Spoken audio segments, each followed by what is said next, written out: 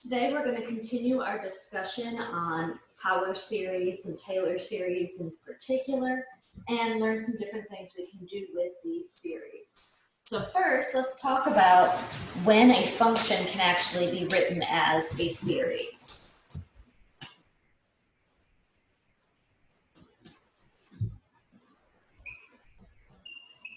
If a function f can be written as a power series,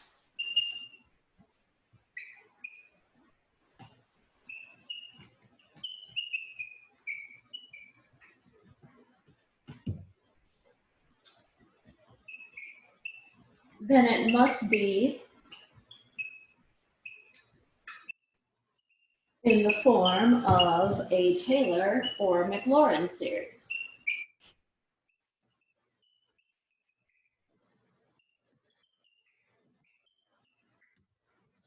So we're saying if a function can actually be written as an infinite series, then it's going to be written as its Taylor series or Maclaurin series. But it's not always true that even if you find a Taylor series for a function and find out that it converges, it doesn't always actually converge to the function that you started with. But we can show how it does in certain cases. So we're going to start by talking about our function e to the x. We already know what the Taylor series or Maclaurin series for e to the x is. We're going to show that it's actually equal to its power series expansion. So writing e to the x as a function or as a power series is the exact same thing.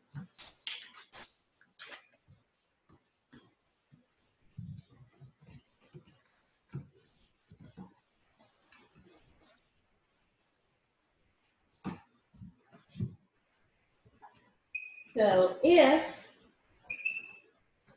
a function equals its Taylor or Maclaurin series,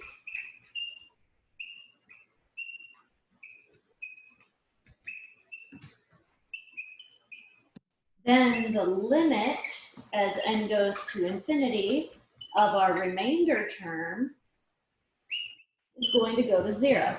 And we talked about this remainder term in an earlier video when we were talking about the Taylor and Maclaurin polynomials. Remember, a Taylor or Maclaurin series is the same thing as our polynomials, except we're not stopping at a particular number n, we're just adding all the way up to infinity. So we're still saying this remainder term, as n keeps getting bigger and bigger, my remainder term is going to go to 0. We can use that remainder estimation theorem from one of our previous videos to figure out if a series actually equals the function it came from. So let's actually just start with that example. We're going to show that e to the x is equal to its Taylor series.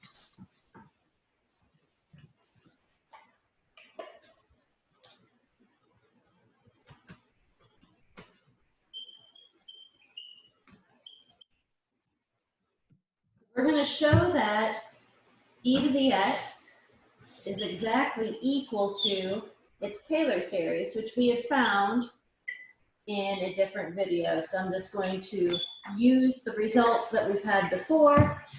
We got that the Taylor series centered at 0 is equal to x to the n divided by n factorial as n goes all the way to infinity. To show that this function actually equals its Taylor series, we need to show that the limit as n goes to infinity of our remainder is 0. So now we have to use that remainder estimation theorem. Remember that our remainder estimation theorem says that the remainder term is less than or equal to some n over an n plus 1 factorial, and then my x minus my x0, which in this case is 0, to the n plus 1 power. So I'm trying to take the limit of this guy. And we can simplify a little bit because we can bound our e to the x and all of its derivatives centered at 0 by a particular n value. All of the derivatives of my function e to the x are e to the x. And when I plug in that 0 for all of them, I get 1. So that m is actually equal to 1 for this particular problem. So I'm just going to make a note, m is 1, since our e to the 0 equals 1, and that is all of our derivatives as well, are all e to the 0. So let's take a look at the limit as n goes to infinity of this remainder term.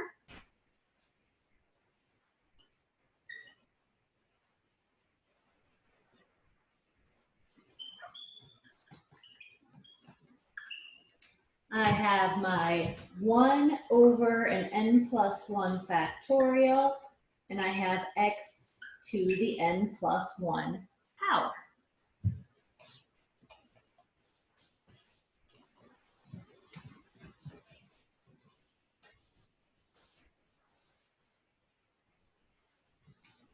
Now this limit is actually equal to 0, and for that limit we used a known fact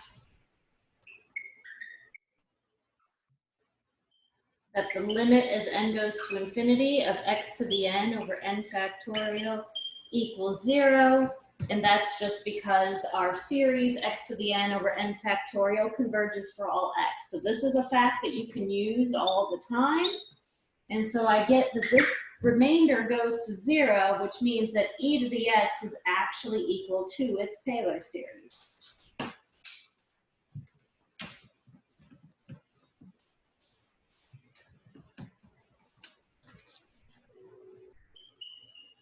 So e to the x is exactly equal to the sum of its Taylor series. So now I have two different ways of writing my function e to the x. I can write it as e to the x, or I can write it as this giant sum. And notice that this also means that I can write the number e as a sum.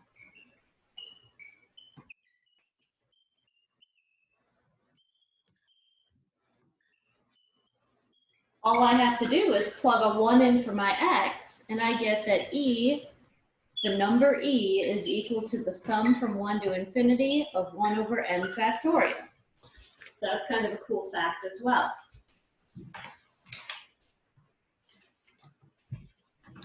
All right, so the rest of this video is all about how we can use some known series that we're getting more comfortable with to do some cool things with them and make our lives a little bit easier. So the first application that I really have is approximating logarithms. So we are going to learn how to approximate logarithms using series.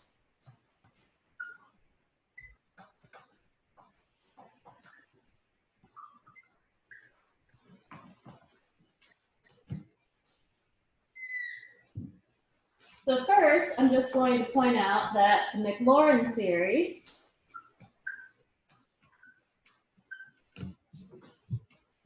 for the natural log of 1 plus x is x minus x squared over 2 plus x to the third over 3 minus x to the fourth over 4, and it keeps going forever, and it has radius and interval of convergence given by this. It converges for x between -1 and 1, including 1, but not including -1. Now, if you want to check your skills on finding a Maclaurin series or Taylor series, you should probably pause right now and verify this statement. Verify by checking all of your derivatives of natural log of 1 plus x centered at 0 for your x. See if you get this particular series for that Maclaurin series, and also check the radius and interval of convergence. And once you've checked all that, hit play and continue on here. So this is the Maclaurin series for natural log of 1 plus x, and we can get the Maclaurin series for natural log of 1 minus x by just replacing the x with a negative x.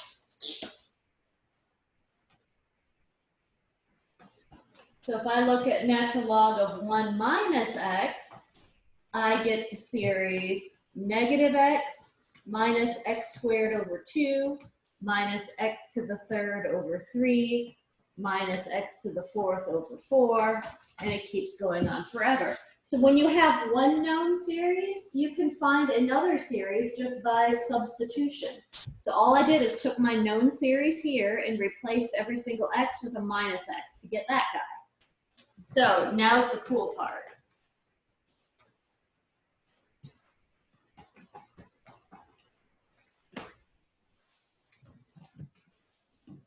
Using properties of logarithms,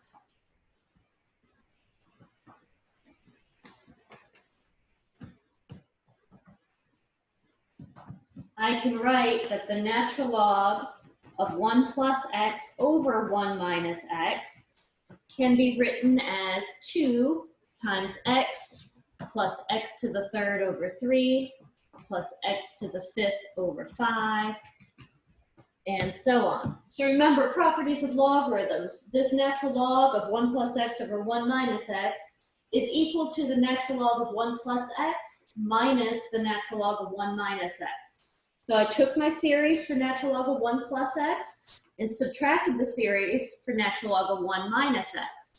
All of the even powers canceled out, and all of the odd powers ended up being doubled. That's what that 2 is there. So why did I even bother doing this? Well, because now there's actually a really cool trick that we can do. We can use this guy here, natural log of 1 plus x over 1 minus x, and that series expansion, to approximate natural log of any real number that we want. So this is how we do that. So we can approximate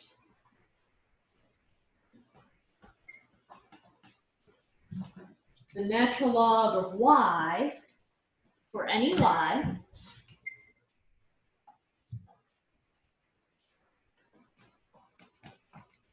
by letting y equal 1 plus x over 1 minus x, solving for x, and substituting into the series.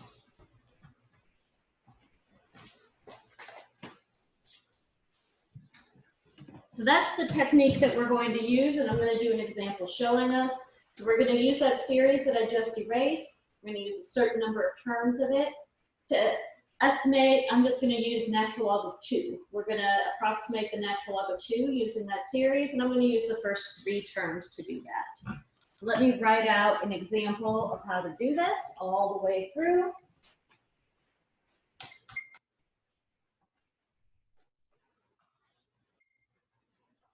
We're going to use the first 3 terms of our natural log of 1 plus x over 1 minus x equals 2 times x plus x cubed over 3 plus x to the fifth over 5, and so on, to estimate natural log of 2. So the way we do this is we take our number that we're putting into the log, our 2, set it equal to our 1 plus x over 1 minus x. And the first thing we have to do is some algebra to figure out what x is. Once we have x, we then can use this series to approximate the value of natural log of 2. So doing some algebra here, I get 2 minus 2x is equal to 1 plus x, which means that 1 is equal to 3x.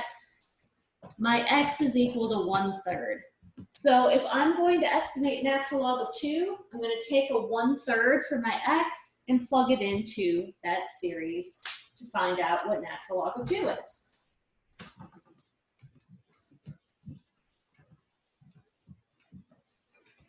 So my natural log of 2 is approximately equal to 2 times my x plus my x to the third over 3 plus my x to the fifth over 5. And that's where I'm stopping, so I said we were just going to use the first 3 terms. So then it's just a matter of simplification. I'm sure most of you would just grab your calculators at that point, and that's perfectly fine. When you type all that in, you get 0.69300, and it keeps going on. So I'm getting, my approximation is natural log of 2 is about this number here. And now if you take your calculator and actually type in natural log of 2, you'll get that natural log of 2 is equal to 0.693147 something.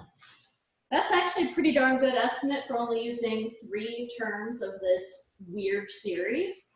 And we would get a better estimate the more terms we actually use. All right. So now we're going to play around with some more series.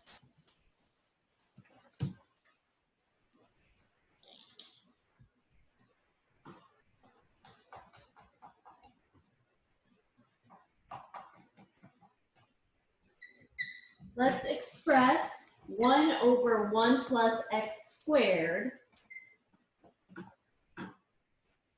as the sum of a power series.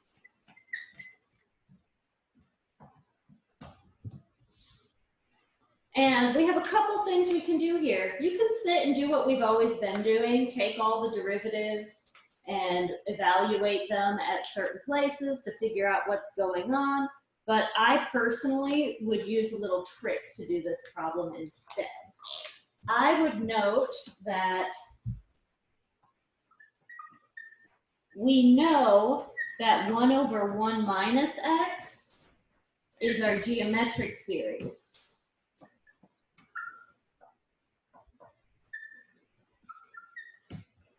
So I'm going to try to rewrite this 1 over 1 plus x squared so it looks like 1 over 1 minus x, and then I can do substitution into that series expansion over here and save myself a lot of time. So let's look at this. We have 1 over 1 plus x squared, which is the same thing as 1 over 1 minus negative x squared. So all I did was just rewrite that as 1 over 1 minus something. And then I can take my geometric series, and everywhere I had an x before, I'm now going to put negative x squared. And that gives me the series for 1 over 1 plus x squared. And we can simplify it a little bit. We know we're going to have a negative 1 to the n.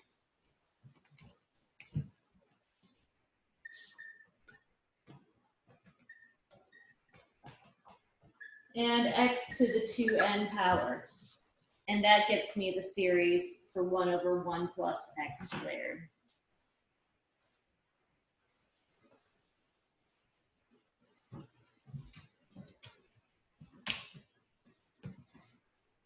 Let me do another one manipulating that geometric series.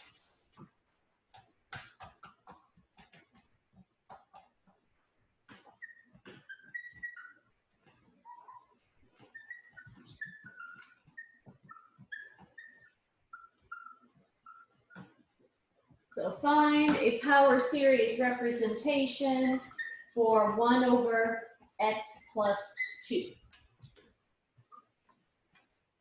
Well, remember, we're going to try to use 1 over 1 minus x is equal to this sum. So I want my 1 over x plus 2 to look similar to 1 over 1 minus x. To do this, one of the biggest issues is the fact that I have a 2 there instead of a 1. So the first thing I'm going to do is I'm going to factor 2 out of the bottom.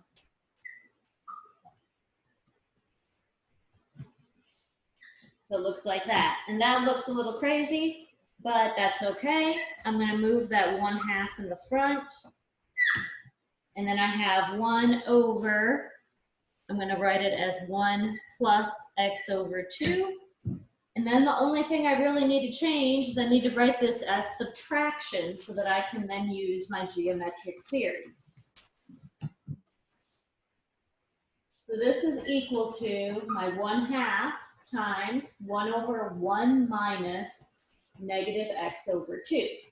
And now I'm ready to write this as a series. I'm going to have my 1/2 multiplied in the front. And then I take my geometric series, and everywhere I had an x, I'm now going to put negative x over 2. And then I can rewrite this so that it looks a little bit prettier.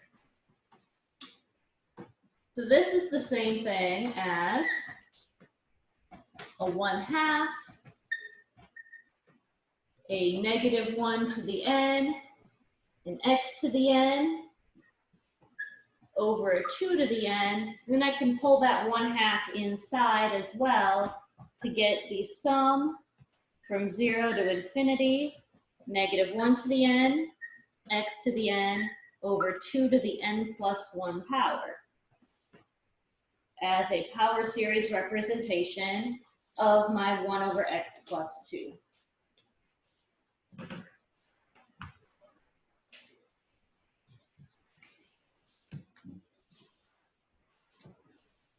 I'm going to leave that guy right there for now, because I'm just going to do one more really quick example.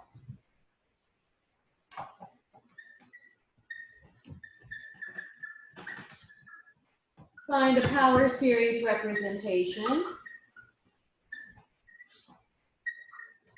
of x to the third over x plus 2. Well, notice that 1 over x plus 2 is what we just did, and all that I've done is I've multiplied by an x to the third. So, since 1 over x plus 2 is equal to this power series,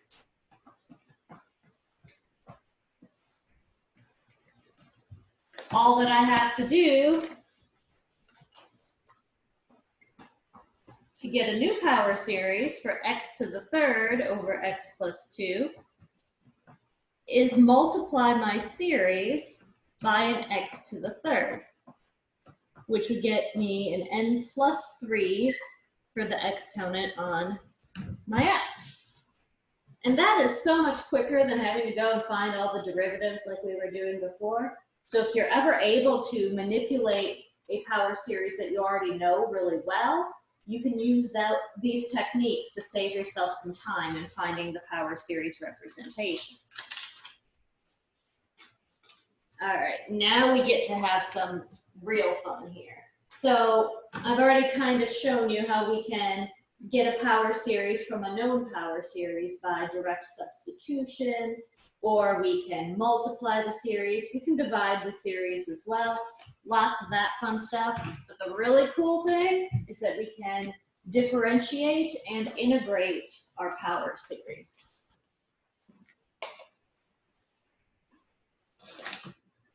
So here's a theorem for us. If the power series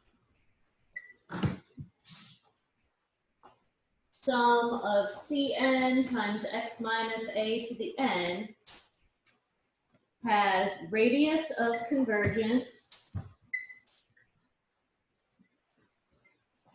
bigger than 0, then the function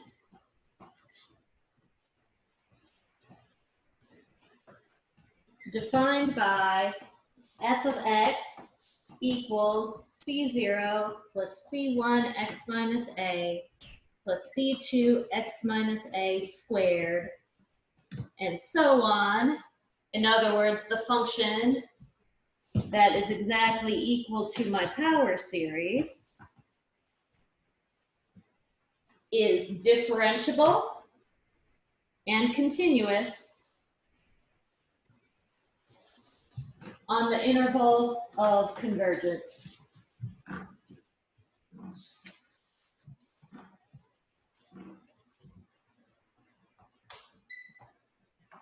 So it is differentiable and thus continuous on this interval, a minus r to a plus r, and The derivative of our function can be found by taking the derivative of each term.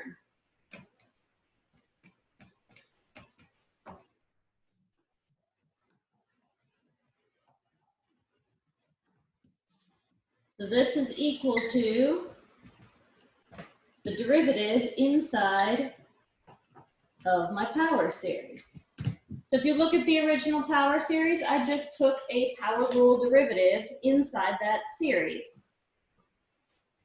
And I can change this to be starting here at n equals 1, because when n is equal to 0, that first term is 0, so it doesn't even matter anymore. So it turns to an n equals 1. And we also have part 2 that says that the integral of f of x is equal to some constant plus c0 times x minus a plus c1 times x minus a squared over 2, etc., which is equal to some constant plus the series that I get by doing the antiderivative of my series. So we add 1 to the exponent and divide by our new exponent. So this is saying that when you have a function defined as a power series, you can differentiate or integrate the function by just doing it term by term within the power series.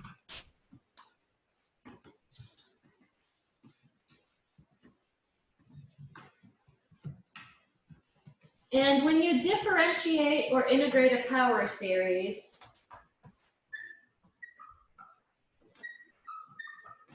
the radius of convergence is still r. So the radius of convergence does not change when you take the derivative or the integral, but it's possible the interval of convergence might change, the endpoints might change. You know, before we always had to check the endpoints of the interval of convergence, you still need to check the endpoints after differentiation or integration. So let me summarize that theorem real quick, just all in symbols. The derivative of the series Cn x minus a to the n is equal to the derivative,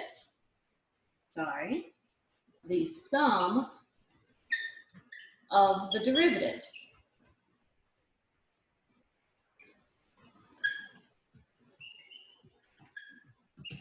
So you can take the derivative inside the power series. And the same thing holds for the integration.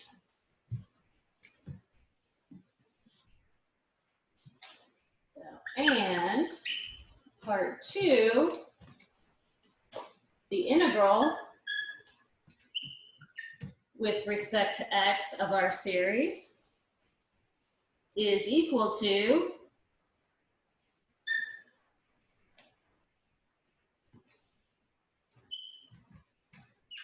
the sum of the integral.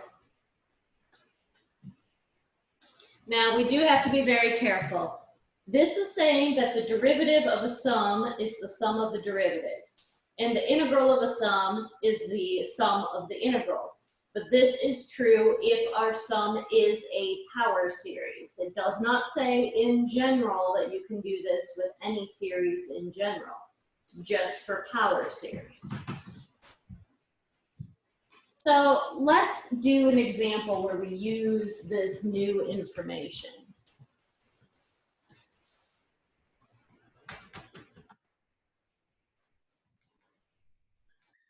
So express 1 over 1 minus x squared as a power series by differentiating 1 over 1 minus x, which is our geometric series. And then what is the radius of convergence?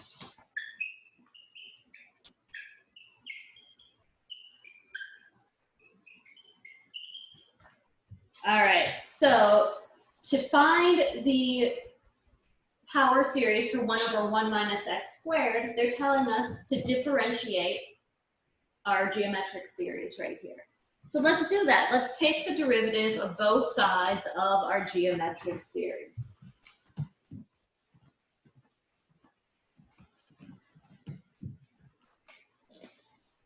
So again, here's my geometric series.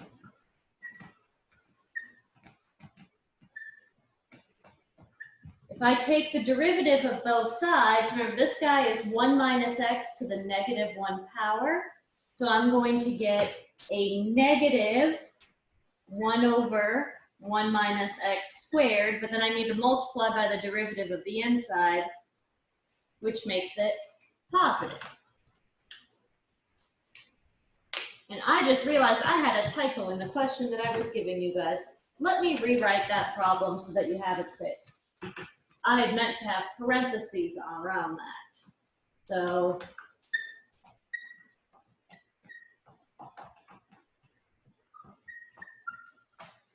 my apologies for that. We're wanting to express 1 over 1 minus x in parentheses squared as a power series.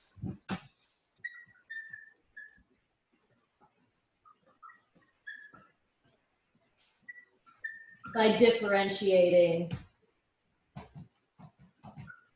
our geometric series. That is what I meant to write down. But of course, my notes in front of me had a typo. So forgive me on that. We want parentheses around that 1 minus x before we square it. And now we're going to do this by differentiating our geometric series.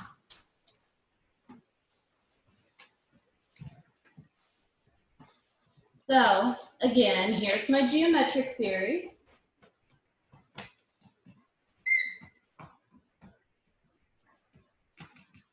And when I take the derivative of both sides, I get 1 over 1 minus x squared on the left side. And the derivative on the right side is an n, x to the n minus 1. And my sum can now start at 1 because when my sum is starting at 0, the first term is 0. So it doesn't add anything to this. So when I differentiated both sides, I got this.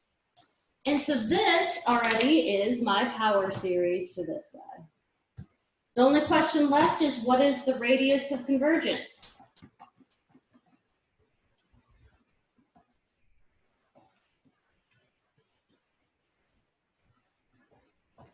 And remember, when we take the derivative of a series, of a power series, we no longer have to really try to find the radius of convergence again, as long as you already knew the original radius of convergence. Differentiating or integrating a power series does not change the radius of convergence. So what was the radius of convergence for my original geometric series? We know it converges when the absolute value of x is less than 1. So the radius of convergence is 1. And that means the radius of convergence for my differentiated series is also 1 because it doesn't change with differentiation.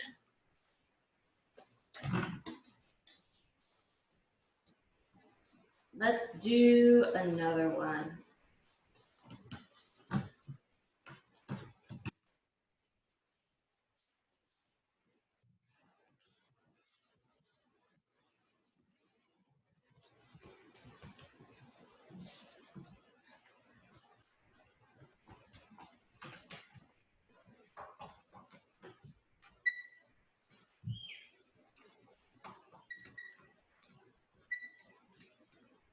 Let's find a power series representation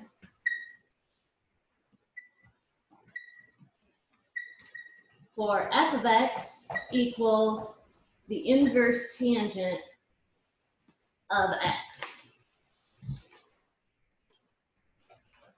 Well, that looks a little bit scary because if we were just trying to find the power series the way we used to, I'd have to find all sorts of derivatives and it might take us a while. But think back to stuff we did earlier in the semester. We had inverse tangents coming up quite a bit back when we were doing our partial fractions problems. it came up as an antiderivative of a certain function. So remember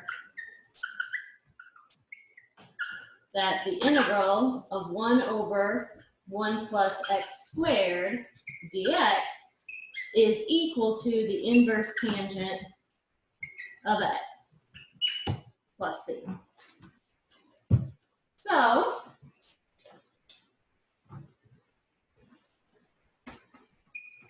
do we know what 1 over 1 plus x squared is as a power series? Because this is telling me if I know how to write this guy as a power series, I can get the power series for inverse tangent by integrating the power series for 1 over 1 plus x squared. And we do know what that particular power series is, because we did it a couple examples ago.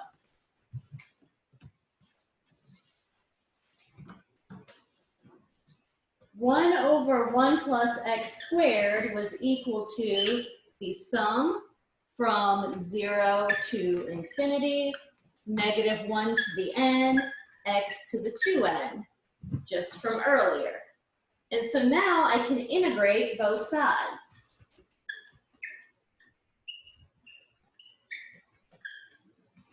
When I integrate the left side of this equation, I get my inverse tangent. And when I integrate this right side, I'm going to get, I still have my negative 1 to the n. I have to add 1 to my exponent and divide by my new exponent. And then I have a plus c.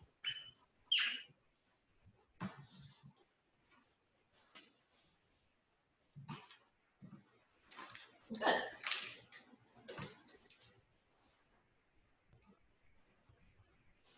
If I want to find what c is,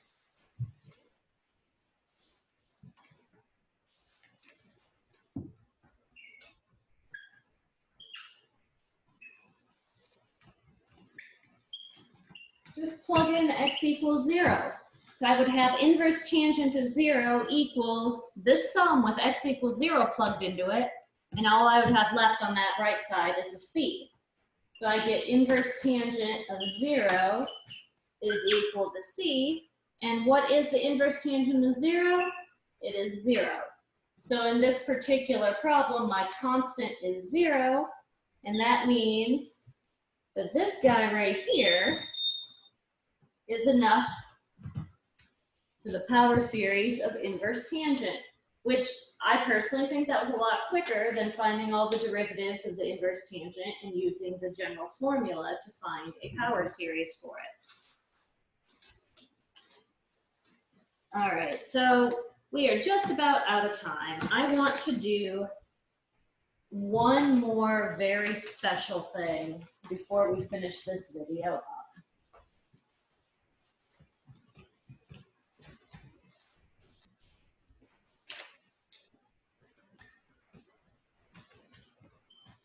We are going to evaluate the integral of e to the negative x squared as an infinite series.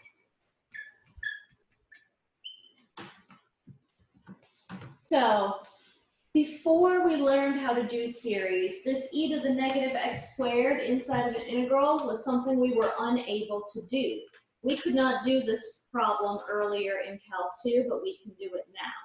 All that I have to do is find a power series representation for e to the negative x squared, and then I can find that integral by integrating my power series rather than integrating the original function.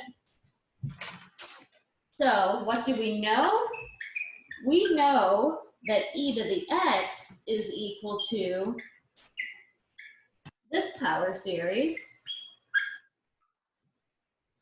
x to the n over n factorial. So this means that e to the negative x squared is equal to the series that I get when I plug in a negative x squared for my x's. So this is equal to the sum from 0 to infinity, negative 1 to the n, x to the 2n over n factorial.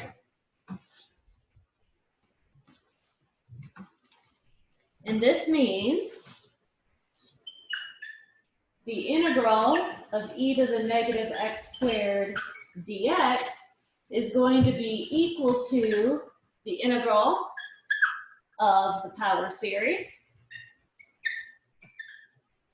negative 1 to the n, x to the 2n over n factorial with respect to x. And that looks pretty terrifying, but it's actually not that bad because it's just a power rule. So I'm going to get the series. I still have negative 1 to the n. I still have an n factorial. I have to add 1 to my exponent and divide by that new exponent. And then don't forget your constant at the end. And now we've evaluated that integral. It's written as a pretty terrible looking power series, but now we can at least integrate that function that we were unable to do before. So that's about it for this particular video. Basically, all that we've learned in this particular video is that we can do a lot of things with our power series. If you already know a power series for one function, you can find a power series for a different one just by doing simple manipulations like a substitution, multiplying the series. You can just differentiate the series, integrate the series. It gives us a lot of options of things that we can do. Feel free to leave your questions down below and I will get back to them as quickly as I can. I hope to see you next time.